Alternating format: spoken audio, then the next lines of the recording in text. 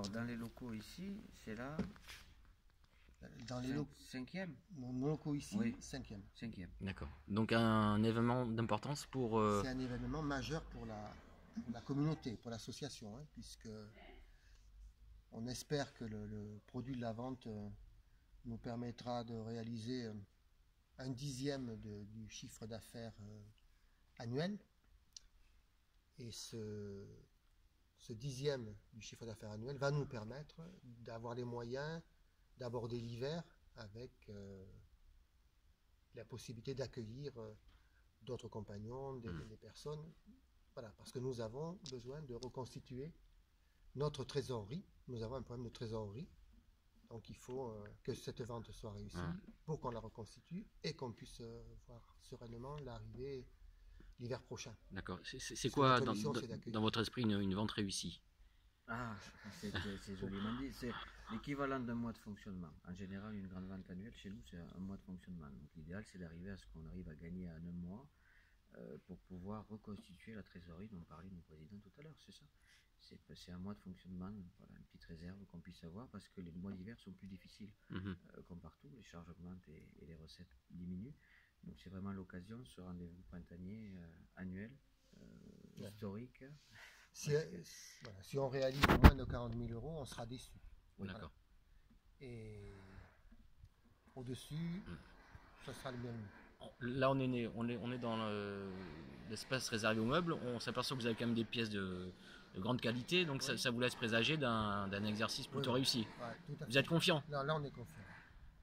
Oui. On est... Je ne suis jamais jusqu'au bout, mais on est confiant. Oui, on a fait ce qu'il fallait en tout cas. Ouais. De là à vous dire qu'il fera beau, que les gens vont venir, ça. Il y a des choses qu'on ne maîtrise pas. 5000 mètres carrés d'exposition. En tout. Donc, on est confiant. Voilà, on est confiant. Mais ceci dit, c'est pas fait. Oui. Enfin, il y a beaucoup de belles choses. Oui, voilà. On a vraiment de jolis produits qui ont été donnés par des communautés amies, par une plateforme de mutualisation aussi qui existe dans le mouvement. Par des grandes enseignes. Donc ça nous permet d'alterner à la fois un peu d'objets de brocante ou de vieillerie, on va dire, et avec des choses plus récentes. Donc, il y a à la fois de la récup et puis des objets, des meubles neufs. Hein, voilà. Justement, vous parlez d'alternance, est-ce que ça se remarque aussi au niveau de la clientèle? Alors sur les grandes ventes, c'est un peu différent. On en parlait tout à l'heure avec Francis, on ne touche pas le même public. Voilà. Les gens attendent vraiment une fois par an, c'est dans toutes les communautés, la grande vente annuelle, de la même manière qu'il y a le salon Emmaüs à Paris une fois par an. Donc ils sont vraiment là-dessus. Donc on a un peu plus de clients qui viennent ou pour chiner ou pour qui ne sont pas forcément les clients lambda que nous avons toute l'année dans nos magasins ou dans nos surfaces de vente. Mais après, c'est aussi l'occasion pour certains de connaître tout simplement, de pousser pour la première fois une porte d'un bric-à-brac Emmaüs, parce qu'on a aussi des gens qui n'osent pas, qui sont encore sur des schémas un peu anciens et qui se disent c'est pas pour moi, ou il n'y a que des vieux trucs, ou c'est pas joli. C'est l'occasion de montrer que là, on est capable, sur plusieurs mois de travail, de mettre de belles choses de côté et de présenter au public à la fois des choses anciennes utilisées et des choses plus. Et de pouvoir s'adresser le même jour à toute la palette de la clientèle des communautés d'Emmaüs. Il va y avoir des gens modestes, très modestes, qui sont parmi nos clients habituels, et puis il y a des chineurs, il y a des gens qui vont trouver l'objet rare qu'ils recherchent, ou de collection qu'ils constituent. Qu'est-ce qui se vend le plus à l'occasion de ces grandes ventes? C'est plutôt le bibelot, le meuble, le livre? C'est quoi qui...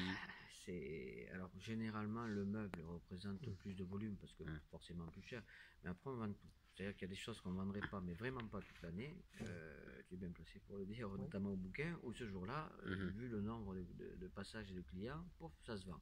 Donc il n'y a pas de règle absolue. Mais de manière générale, c'est plutôt les meubles en premier. Mais tous les autres postes fonctionnent quand même mieux que le reste de l'année. Hein. Les livres, par exemple, c'est 10% du chiffre en général. Voilà. Si on met un livre ancien, un livre rare, ça nous arrive. Hein, dans le courant de l'année, comme dit très justement Eric, c'est des choses qu'on ne peut pas vendre, qu'on vend difficilement, parce qu'elles sont d'un coût plus élevé que les livres que l'on vend ordinairement.